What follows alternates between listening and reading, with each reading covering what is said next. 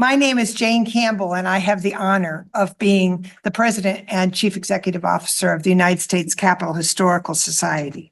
And so we are very grateful to those of you who are here with us today to honor the life of North Carolina Congresswoman Jane Pratt. Our author, Marion Deerhake, decided, she told me during COVID, that this story ought to get told. She's a distant cousin, didn't know her, and learned about her through the course of her research. So let me just give you a really quick highlight, and then you're going to hear the whole story from the author. On May 25th, 1946, after 22 years as a congressional secretary, Jane Pratt was elected North Carolina's first congresswoman. At that time, it was very unusual for a woman to be elected to Congress, especially a female congressional staffer who was not related in any way to the preceding congressman. The customary way that women got into Congress was to marry somebody who died.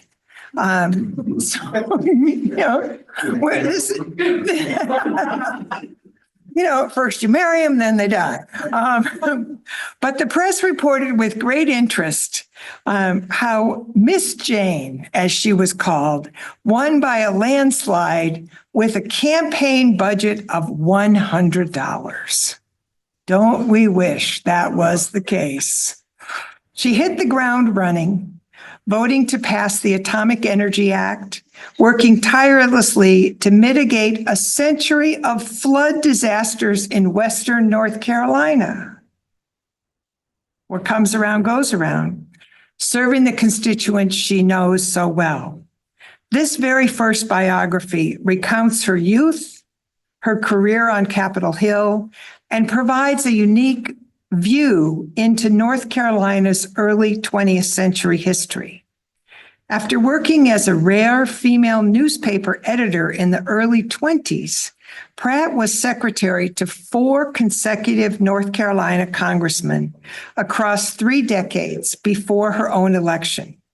After her term ended, she worked in the Office of Alien Property at the Department of Agriculture, the Library of Congress, before she came back to the Capitol, as a secretary to yet a 5th congressman. Now, can you imagine a member of Congress today becoming a secretary to a member of Congress after they finish their term? What an interesting woman. Pratt's amazing network is a who's who of North Carolina leaders and Washington, D.C. leaders. Her decision not to run for re-election offers insights into why 46 years passed before the state elected another woman to Congress. But before I introduce our speaker today, we are going to hear from 2 women who are in Congress from North Carolina. And so first, we're going to hear from Virginia Fox. I'm Congresswoman Virginia Fox, and with me is Congressman Mark Harris of North Carolina's 8th Congressional District. As part of Women's History Month, the United States Capitol Historical Society is recognizing Eliza Jane Pratt, North Carolina's first Congresswoman. Events like these are very important, and I commend the United States Capitol Historical Society for its continued work to help foster and increase an informed patriotism. Congresswoman Pratt's service within the People's House as a staff member and as a member of Congress for North Carolina is an inspiration to so many women today across our state and nation. Many women in America today are stepping up and answering the call to serve their communities, and the truth is that we need more to do so. Answering that call and dedicating one's time and efforts to serving others allows the clockwork of our republic to carry on. Congressman Harris, who represents the town in which Congresswoman Pratt was born and raised, is going to talk a little bit about her background. Mark, thank you for being here. It's Women's History Month, and we're here today to highlight the accomplishments of one of our state's trailblazers. Born in Morven in Anson County here in the 8th District, Eliza Jane Pratt was North Carolina's first woman elected to Congress. Congresswoman Pratt was a lifelong public servant. As an aide for 4 North Carolina members of Congress before being elected herself, she dedicated her career to serving our great state. By exemplifying a work ethic that built this country from the ground up, Congresswoman Pratt is a true inspiration for anyone who wants to serve their country. She spent decades diligently learning how Congress worked and was able to use that expertise to knock it out of the park as an elected representative. Even after her tenure in Congress, she was not done. In fact, Eliza Jane Pratt would go on to spend the next 15 years in our nation's capital, continuing to advocate for the American people before returning home to North Carolina. With such an impactful career, I know that young women across North Carolina and the rest of the country have an example of service to follow in Congresswoman Pratt. Hello, this is Congresswoman Deborah Ross from North Carolina's 2nd Congressional District. Thank you so much for inviting me to share a few words with you today, and happy Women's History Month. I'm so glad that you're featuring Marion Deerhake's book about Jane Pratt, the first female North Carolina Congresswoman. Marion is such a wonderful person and has done an amazing job of telling Jane's story as a public servant, as our first North Carolina Congresswoman, and then as somebody who continued to contribute so much to this country. Jane Pratt laid the foundation for women to get elected to federal office in North Carolina. Now, it took more than 40 years for us to get another member of the House. But since then, we've had 2 female United States senators, and today we have 3 Democratic women elected to the House and a Republican woman elected to the House. And it was all because Jane blazed the trail. Thank you again to Marion for telling this wonderful story about a woman ahead of her time. I hope you enjoy the entire program. It is my honor to present to you today Marion Elliott Deerhake. She is actually a scientist. She was born and raised in the small town of Denton, North Carolina, got her BS in chemistry from Salem College in Winston-Salem, and her master's in public health and environmental chemistry from the University of North Carolina in Chapel Hill. As an environmental scientist, she worked for more than 30 years at RTI International, doing research, outreach, and communications on federal and state contracts dealing with environmental and ecological topics. She co-authored several articles in peer-reviewed journals, technical reports, and conference papers, but she's always had a passion for American history. And so when she had time, she used that research capability to research her distant cousin Jane Pratt's career in earnest. And this biography was published in April 2024. So I will invite Marion to come to the stage. She will do a presentation, and if you have questions, there are cards for you to put them in and give them to me, and I'm going to field the questions during the Q&A part. Marion, take it away.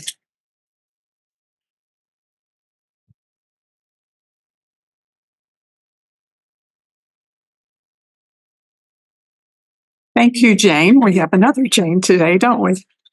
Thank you so much. And my thanks to the U.S. Capitol Historical Society for their invitation.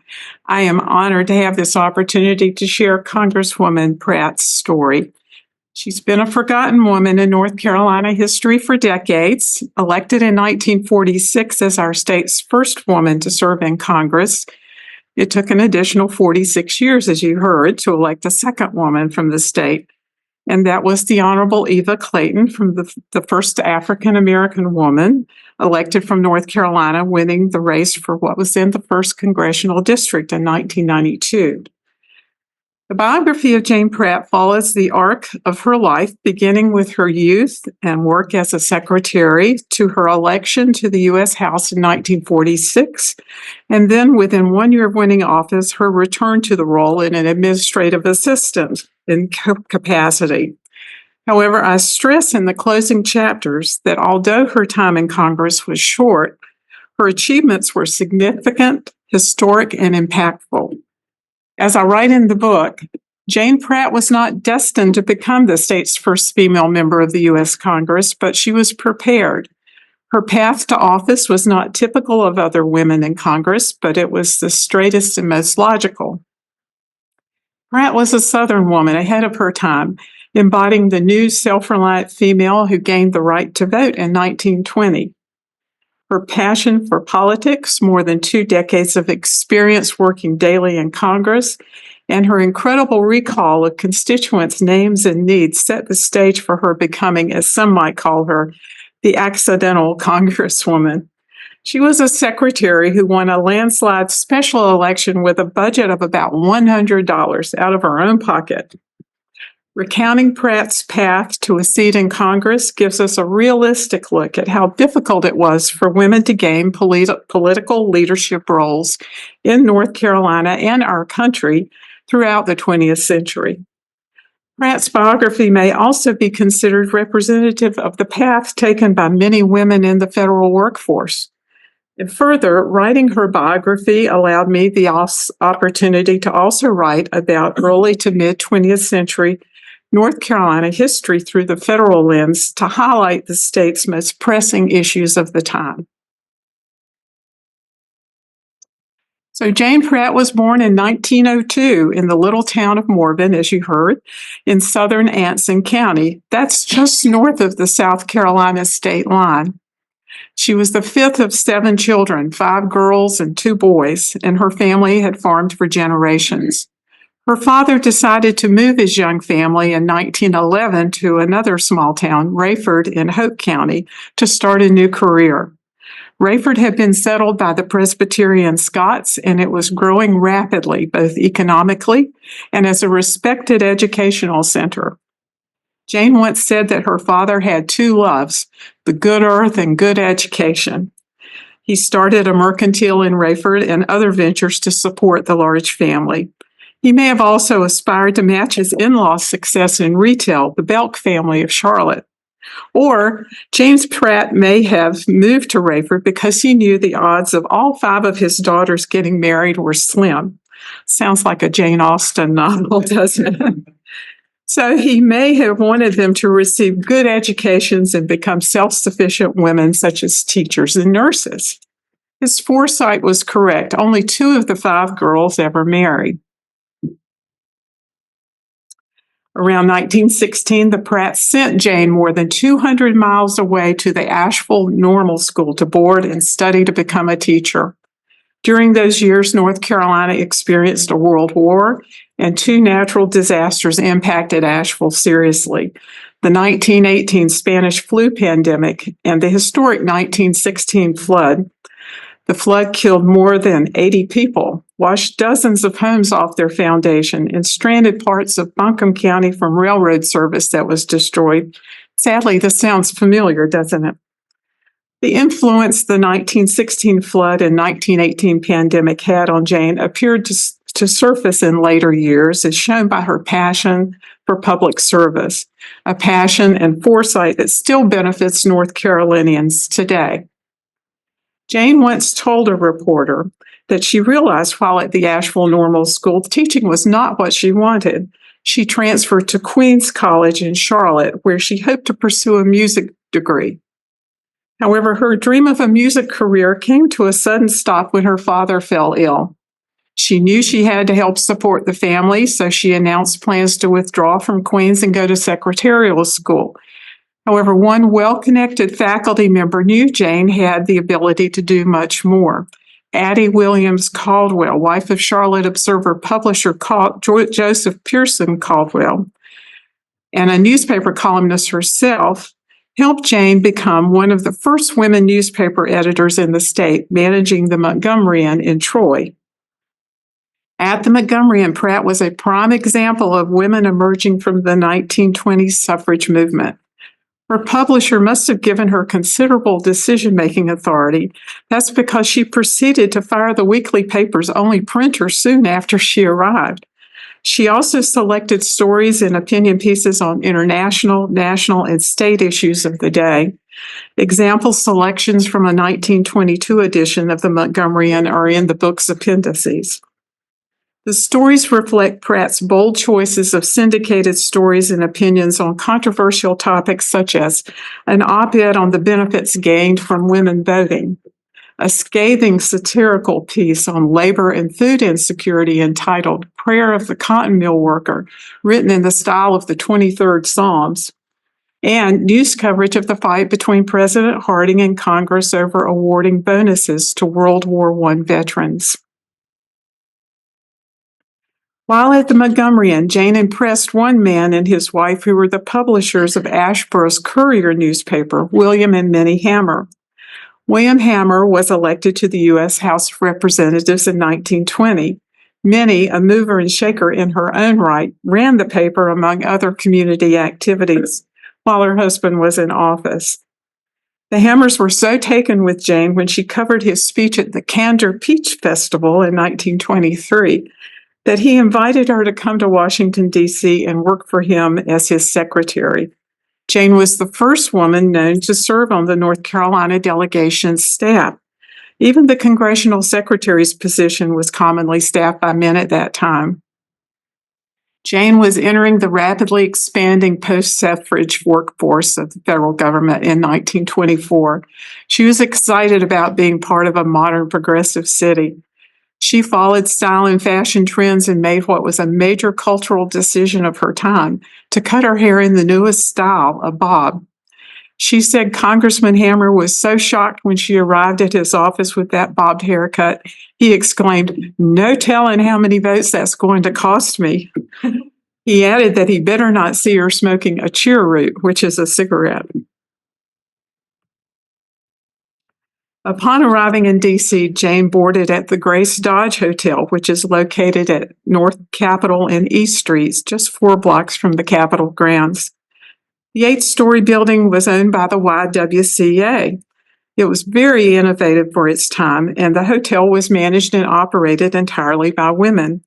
It was advertised as a safe and comfortable space without the intrusion of men. Pratt enrolled in secretarial school, attending night classes while working days on Capitol Hill.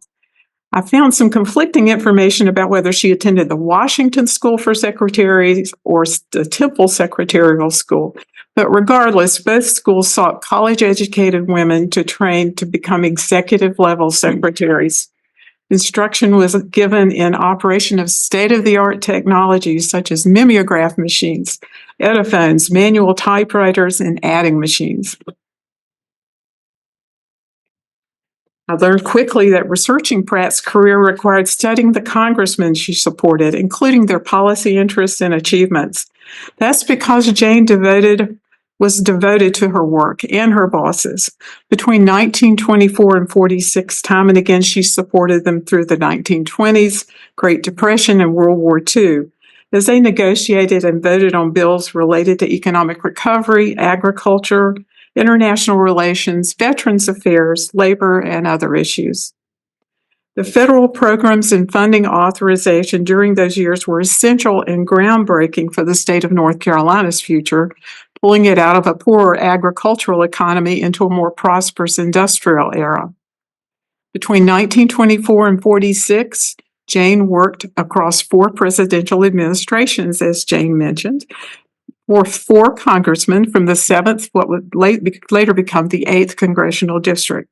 William Hammer, who I mentioned, was also an attorney and former educator.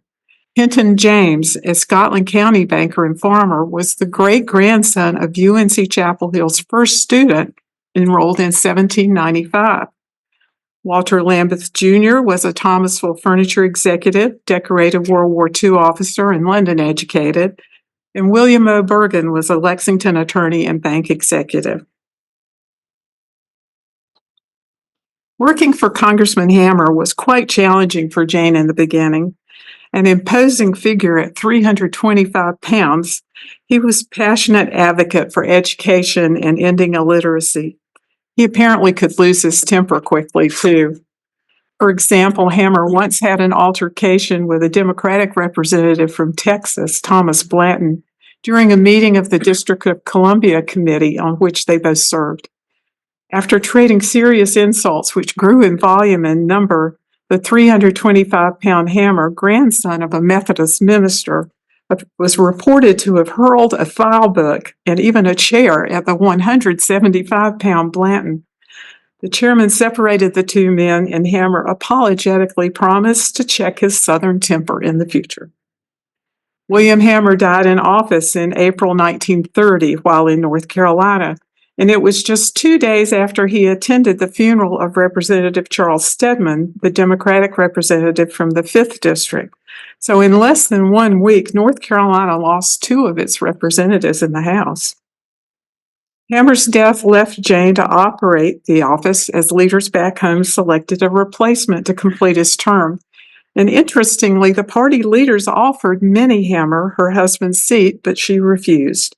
So they turned to Hinton James to complete the term. After Congressman James left office, Jane had to run the transition for the newly elected Congressman Walter Lambeth as the nation faced a Great Depression. She was eager to support President Franklin Roosevelt in his New Deal visions through her work for Lambeth, who was a favored congressman of FDR's. And the historic legislation that passed during those New Deal years laid the foundation for our nation and state's future economic and social policies, as well as energy, agriculture, and natural resource management, among others. For North Carolina's 8th District, there was one major New Deal project funded. The Resettlement Administration, a U.S. Department of Ag program, helped farmers and others in economically distressed rural areas improve lands for agriculture and natural resource management. This included a 62,000-acre site in Lambeth's congressional district that spanned 4 counties. It was named the Sandhills Project. Jane Pratt spoke on behalf of Congressman Lambeth at the 1938 dedication ceremony, which was attended by 4,000 people. Congressman Lambeth was in Europe dedicating World War I monuments with Black Jack Pershing and other dignitaries.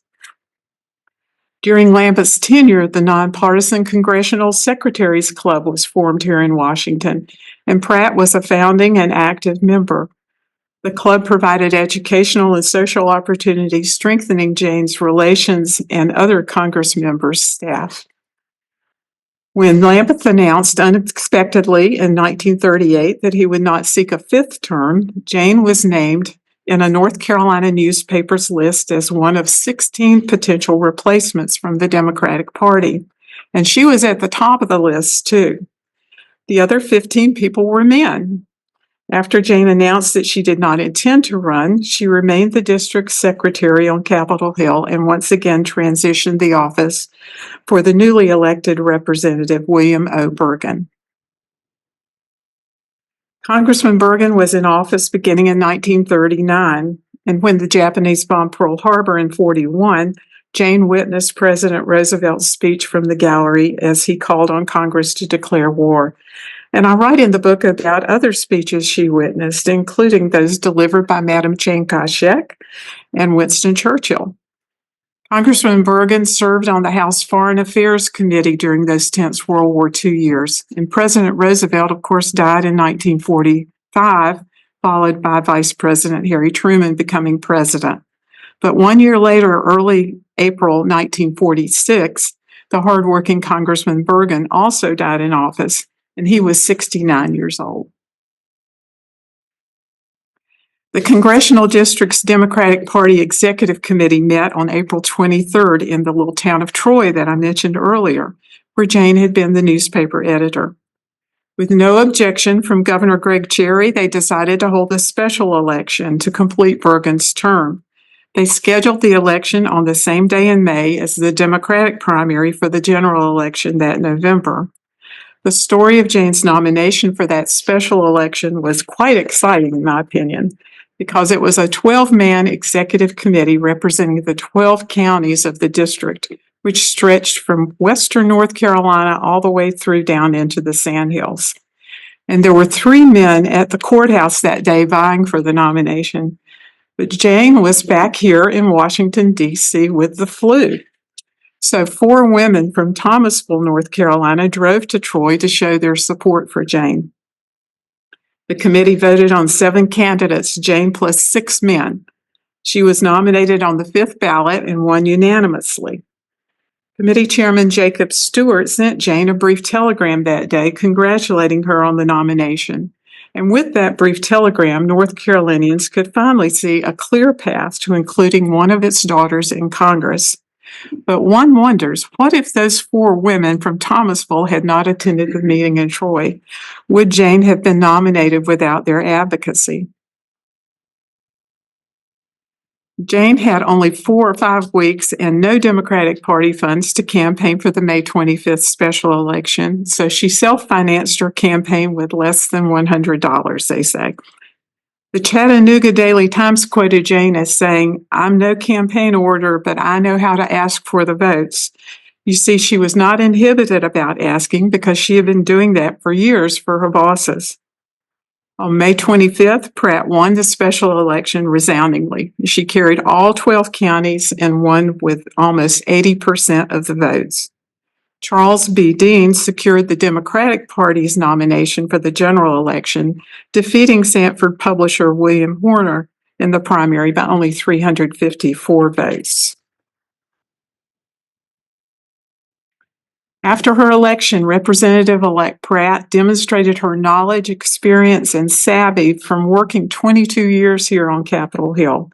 She wanted to get to work right away, and she knew she had to get the House's consent to make her an official member if she had the votes. So she turned to the powerful Republican representative from Massachusetts, Joseph Martin, to seek his party's support in addition to the Democrats. When North Carolina's Representative Bullwinkle moved for unanimous consent, Representative Martin, a past newspaper person himself like Jane, came through for her, and the motion carried unanimously. By the way, later that year, in the November election, the Republicans won the House majority, and Representative Martin would become the Speaker of the House. Now, Jane was sworn into office on June 3, 1946, by the sitting Speaker of the House, Sam Rayburn. She received some 1,200 congratulatory notes, including a telegram from my grandparents and mother. You see, Jane was a distant cousin of mine. Celebratory events after the ceremony began with a reception in her office attended by North Carolina family and friends, members of Congress, and secretarial colleagues with whom she would remain close throughout her career. On June 13th, the North Carolina Society hosted a dinner at the Shoreham Hotel. Jane was an active member of the society. Dignitaries from across D.C. and North Carolina attended that evening. Congresswoman Pratt moved seamlessly into her new job. She did not appear to be intimidated by the male leadership or the amount of work before her. And I would note that also serving alongside her was Representative Sam Ervin of Morganton, who had replaced his deceased brother early in 1946.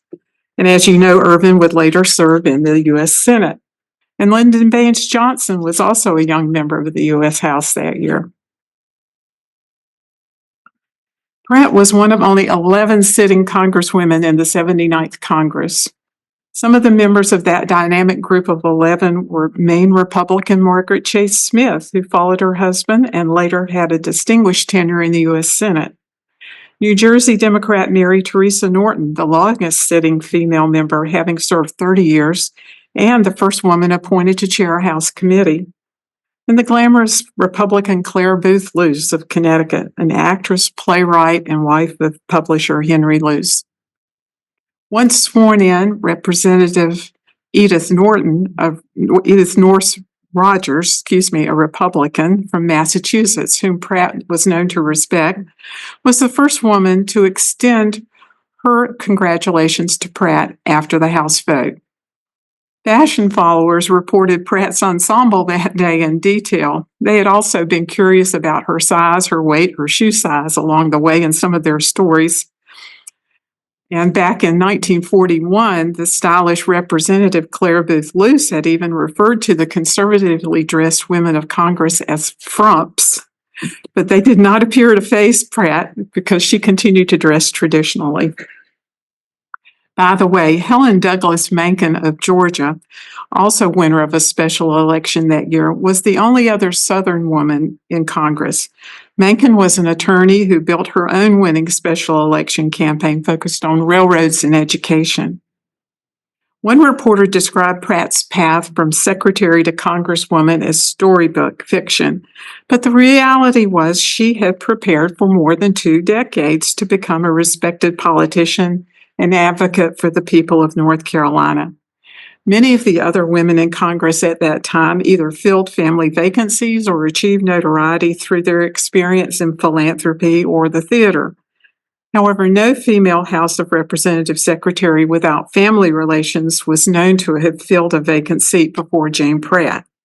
Now, future Senator Margaret Chase Smith was secretary to her husband Clyde, but she ran for his seat in the general election after he retired for health reasons.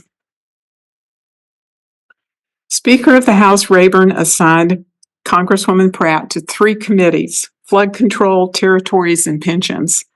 But the Flood Control Committee was where she would make the greatest impact for North Carolina. She was key in securing the enabling legislation for a flood control project in the Upper Yadkin River Basin, known as the Carscott Dam and Reservoir in Wilkes County. Pratt asserted herself and spoke at a Senate hearing in support of the project.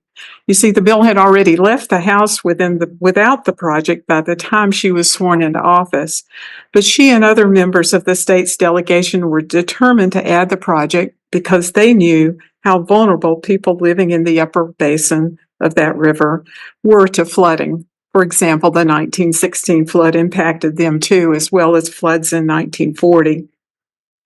A flood control expert at the Senate hearing that day said that Jane Pratt made the, quote, best brief for flood control heard in this Congress, unquote. And in the end, the project was approved as part of the River and Harbors Act for flood control in 1946 of July, and it was completed in 1962. But Jane Pratt's vote on the Atomic Energy Act of 1946 was clearly the most far-reaching action she took as a member of Congress. And I dedicate a chapter to this act in the book and the historic legislation and extensive political maneuvering required to reach successful passage just 2 months after she was sworn into office. The legislation gave civilians the leadership role in the nuclear weapons production and suppression of weapon proliferation by other nations, as well as nuclear energy research, development, and application. Pratt understood the magnitude of her vote on the AEA, especially in later years, based on her comments in newspaper interviews. In 1946, post-war Europe was experiencing an extreme food crisis.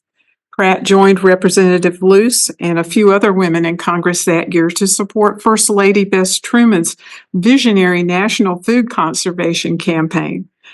It empowered women and housewives across the country to make a tangible difference in fighting hunger in Europe by offsetting demand for wheat and other commodities. The campaign sought 30 million signatures. This campaign preceded the Marshall Plan that was rolled out by Secretary Marshall in 1947.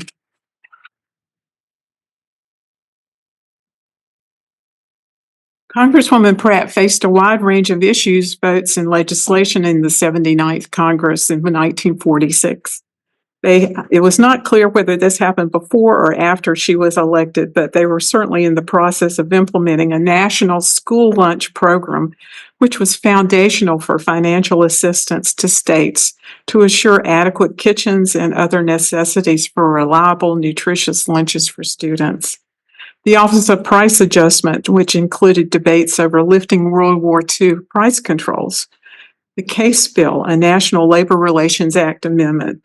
President Truman had vetoed the bill, because it required details on mediation that he objected to. But the House overrode the veto, and Jane was the only female member to vote for that override.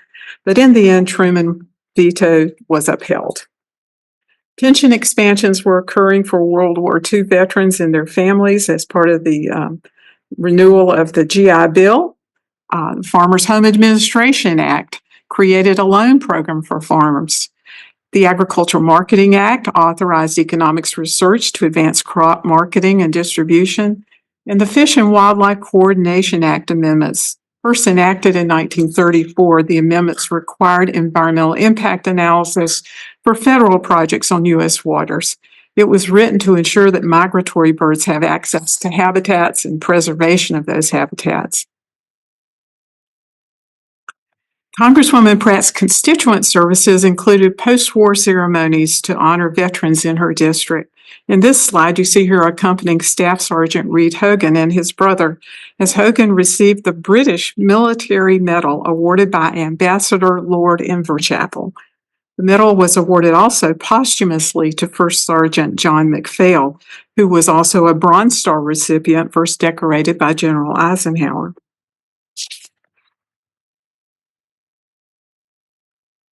Pratt's duties meant that she skillfully had to balance retention of U.S. defense facilities after the war and respond to constituents seeking fair compensation for property damages incurred from military training operations. She was especially focused on Fort Bragg in Cumberland County in the neighboring district and its associated camps McCall and Sutton in her own district. So it was important to our state's economy that the state retain as many of those as possible.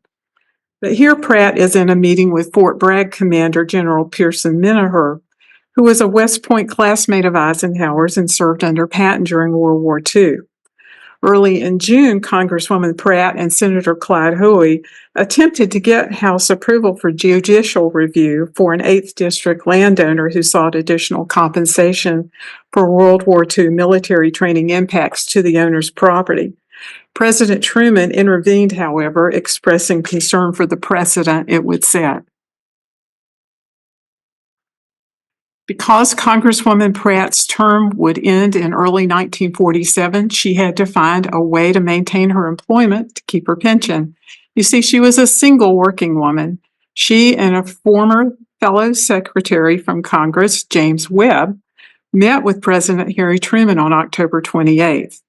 The press speculated Pratt might receive a federal appointment from President Truman, but she did not. Webb, who had been secretary to Congressman Edmund Pugh in the 1920s alongside Jane, had recently been appointed by Truman to lead what is now the Office of Management and Budget. Since that time, Webb had earned his law degree and staffed for Treasury Undersecretary and former North Carolina Governor O. Max Gardner.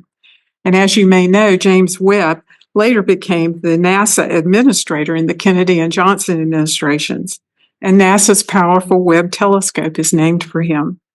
What a contrast in career paths for two talented, hardworking people. Despite encouragement, Pratt decided not to run against 8th District freshman incumbent Charles B. Dean in 1948. Her decision returned her to traditional women's career paths in federal government. From 1948 to 56, Pratt, a single woman, demonstrated her resilience by leveraging her extensive network to find work in 3 federal agencies. As mentioned earlier, the Office of Alien Property, USDA, and Library of Congress. And both of those had ties that she had established either with North Carolinians or people associated with that resettlement project. In 1957, Jane was presented with an opportunity to return to Congress, although not as a candidate. She left her job at the Library of Congress and returned across the street to the Capitol for one last assignment serving her beloved state. The irony, or should I say fate, of Jane after her time in elected office was that she once again became a congressional secretary. She took a job working for Congressman Paul Kitchen, a member of the powerful Kitchen family of North Carolina politics. As a freshman representative who defeated Congressman Charles B. Dean, Kitchen valued Pratt's extensive network and more than a quarter of a century experience in the House operations on Capitol Hill. For example, he served on the House Armed Services Committee, but Pratt knew the military bases and leadership well. He voted on Alaska and Hawaii statehood. Pratt was a past member of the House Territories Committee. Republican Charles Jonas defeated Kitchen in 1962 after redistricting due to the state's population growth. And at that point, Jane Pratt retired in 1963, leaving Washington, D.C., after 4 decades service to the state and nation. She settled for the remainder of her life in Anson County, where she was born, and where she was then hired as an industrial and public relations director by North Carolina Telephone. That was a rare job for a woman at that time. The company was tasked with expanding telephone service to regions of rural North Carolina, which was very scant. Pratt's health declined in later years, and she died in 1981. Looking back on Congresswoman Pratt's career, one might ask, what was her philosophy on women as government leaders? She did not characterize herself as a member of the women's liberation movement of the 1960s and 70s, despite being a working woman in the early 1920s. One possible role model while in office was Mary Teresa Norton, who I mentioned earlier, because Norton's strategy was to seek equality by reducing the focus on gender. She believed women could leverage their strength if they organized their efforts, and she was able to sponsor successful bills on women's labor and childcare in the 1930s and 40s. But Pratt did speak publicly at events and to the press, encouraging women to stay politically active and not let those women trailblazers' progress be for naught. After Pratt's 1946 election, the Honorable Eva Clayton was elected, as mentioned, to the U.S. House in 1992. Now, the North Carolina legislature has been and continues to be a logical path for women to enter the U.S. House. However, during the 1930s, 40s, and 50s, there were only a single-digit pattern of women serving in the legislature. Since the 1960s, though, the number of women in the legislature has increased. And 6 North Carolina women have been elected to the U.S. House since Congresswoman Clayton's election. In 2025, 4 of North Carolina's districts are represented by women. The Honorables Alma Adams, Valerie Vichy, Virginia Fox, and Deborah Ross. All are past members of the North Carolina General Assembly. And my thanks to their staff for attending today's presentation.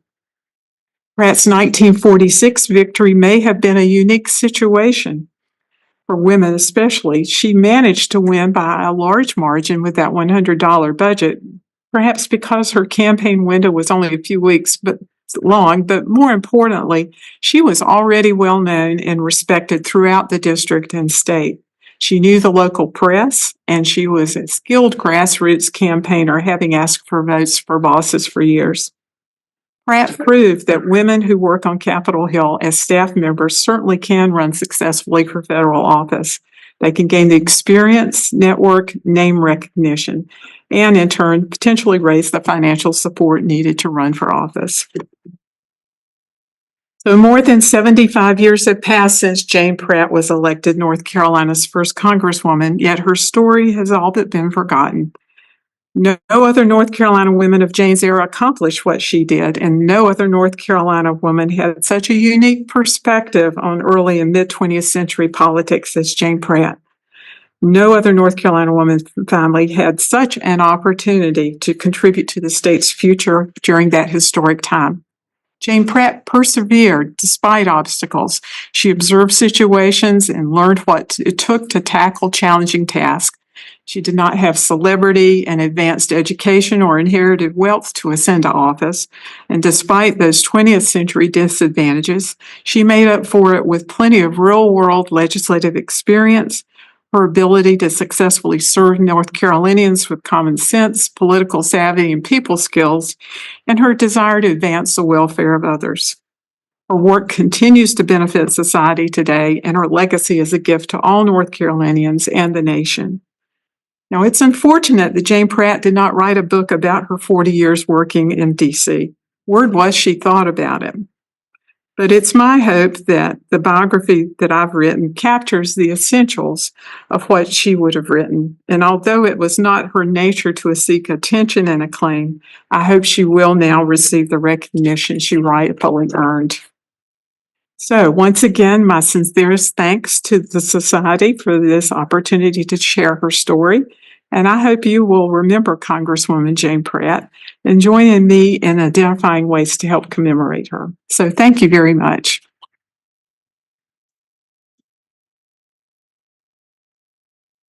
And I would like to donate a copy of the book to the Society. Thank you so much, Jane. Thank you, thank you, thank you. So this is the audience participation moment.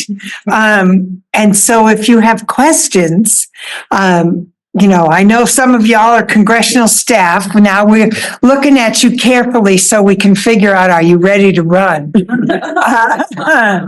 Mr. Livengood, now this is virtual, so you're going to have to tell me what your question is. I'm not going to repeat it. I noticed she worked at the Library of Congress. Do you know what she's doing there? Because that's the period when the Legislative Record Service was being organized. She was working at the Library of Congress. What was going on at that time that she was doing? Unfortunately, I was not able to track that down. I wish I had. Because of the records that are kept of supervisors, her name was not listed as a supervisor, so I imagine her role was once again at an administrative support level. But I did learn that the librarian of Congress at that time, Lawrence Mumford, was a North Carolinian. He was from Pitt County, and it's very possible that she may have known him. She had an incredible network in D.C. So hopefully she found a good landing spot in the Library of Congress. So raise your hand if you have something, or I have a couple. So tell us, Marion, you decided to tell this story, even though you weren't a scientist by training and you wanted to tell the story. Do you think that had Jane Pratt been a male instead of a female, that she would have run for re-election and had a longer time in Congress? I do think that was a factor. She did not see that she had the potential probably for fundraising. The gentleman who did run in that year, Charles B. Dean, had run unsuccessfully twice before against Congressman Bergen. So he had already established a strong network of supporters, and the party seemed ready to let him take the lead on this one.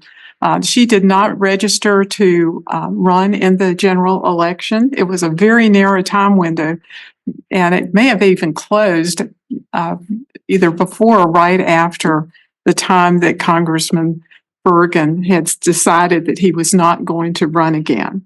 So it was a very short and challenging time, but she did not realize that she probably had the support that she needed to finance a campaign if she had tried. But in the end, probably the party leaders said, this is Congressman Dean's turn.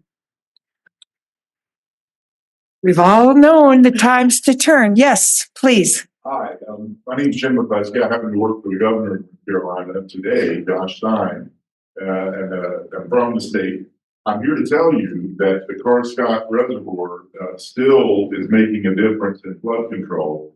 The Yadkin River and the Upper Yadkin were not as heavily affected by Helene as they might have been because that dam did its job. So thank you, Congressman Pratt. You mentioned Word from the gentleman who works for the governor that the reservoir that she worked on helped the people of Western North Carolina during Helene. Carry on. Great fact. You mentioned that she is relatively forgotten in our state. What might we do about that? So perfect question from the governor's staff. What can we do to make sure she's not forgotten? That is phase 2 of this Jane Pratt project. I do have some ideas. I'm about to submit an application for a historic highway marker, but I'm so glad you brought up the Scott Dam and Reservoir. That was such a key action of hers that I hope there might be some way at that reservoir also to recognize her for what she did. She was so key to the enabling legislation. And so many other ways I think we could potentially commemorate her. Thank you for any ideas you wish to share. And I will not disclose any other ones that I'm pursuing at this point. And we have a few questions from our Zoomers, who are our hybrid audience. So let me ask you these. And one is sort of a yes or no, and one is a little more complicated. Is there an archive of her personal papers that you found that you were able to use? Where was that? She left her papers, which consist of 2 large scrapbooks, not necessarily the formal records, but there are some formal, I guess, correspondence in there, to the East Carolina University Special Collections at Joyner Library, which was a wonderful resource. And along the way, I did get to meet her niece, who is a distant cousin of mine who I'd never met. She also had scrapbooks. But the East Carolina Special Collection was really a great starting point. And did you find anything in those papers that gave you spoke a little bit about the dynamics of what it took for her to decide not to run. Do you have any more thoughts about what went into that decision not to run? She offered one explanation publicly that she wanted to spend more time with her mother, who was being well taken care of in Virginia. But she and her mother were very close. But she ended up living in D.C. and working for another 10 to 20 years. So it was not as if she were going to pack up and move back to live with her mother. So I don't think that was it. But I did find a fascinating story written in the Southern Pines newspaper by its editor, Catherine Boyd, of she and Pratt and another woman who was a big leader in public health in the state going to the legislature in 1947 to sort of scope out the possibility of whether she would have legislature's support. And that's quite an interesting one that I put in the appendix. It's quite humorous, but I think the general idea was that she just could not raise the finances for it.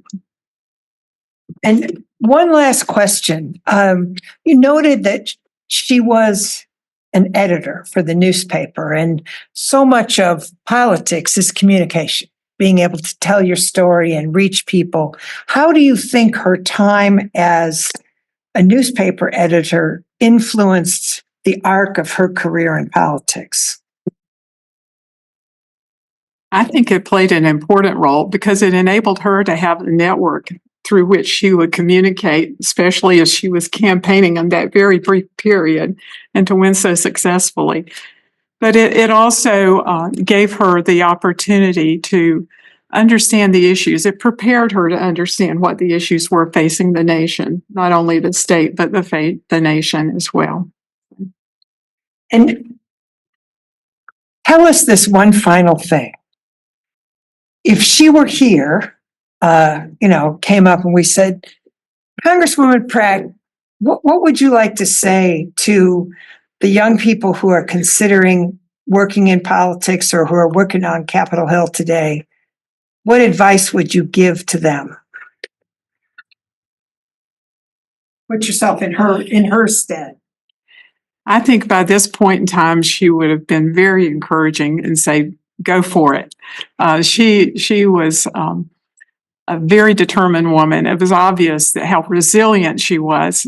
And she had lectured to people saying, especially to young women, to get involved, vote, get involved publicly in these elections, and don't sacrifice that for which pioneer women have worked so hard. This is a quote from her.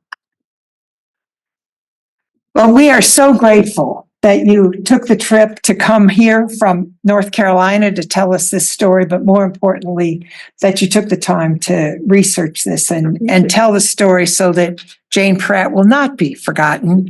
And what we will do is all of these interviews are part of our library that we have on our website. It will be on our YouTube page within a couple of days, including information on how you might purchase your own book. Those of you who are Capitol Hill folks know we're not allowed to sell anything in the Capitol. So we don't have books for you to buy, but you will get, as a registered guest, you will get information on how to purchase it yourself. And we want to, we always, those of you who have seen this on Zoom, we always call this is our special NPR moment. These opportunities are only here because of the donations of our members and friends. We are congressionally chartered, but we are supported by the people who give money for our activities. And we thank you for doing that. We want you to continue to keep that going, and encourage your friends and neighbors to become members of the Capitol Historical Society. We have 3 very interesting webinars coming up. Next week, Thursday, March 13th, we're going to talk about the lost history of the Potomac Marble with Paul Kriegenhold. And then on March 20th, we're going to be talking about lessons from the Gilded Age. What can be applied today with historian Nancy Unger? There's been a lot of conversation about, when they say history doesn't repeat, but it does rhyme. And there are some things to be learned in that process. And coming up on March 27th, we're going to have author Roger McDaniel talk about his new book called Dying for McCarthy's Sins, The Suicide of Wyoming's Senator Lester Hunt. Very interesting story about some of the untold activities of what happened with the McCarthy hearings and the response of this particular senator from Wyoming. So all of those are available through our newsletter. If you pick up the bookmark, there's a QR code that takes you right to our website, so you can sign up to register for any of those.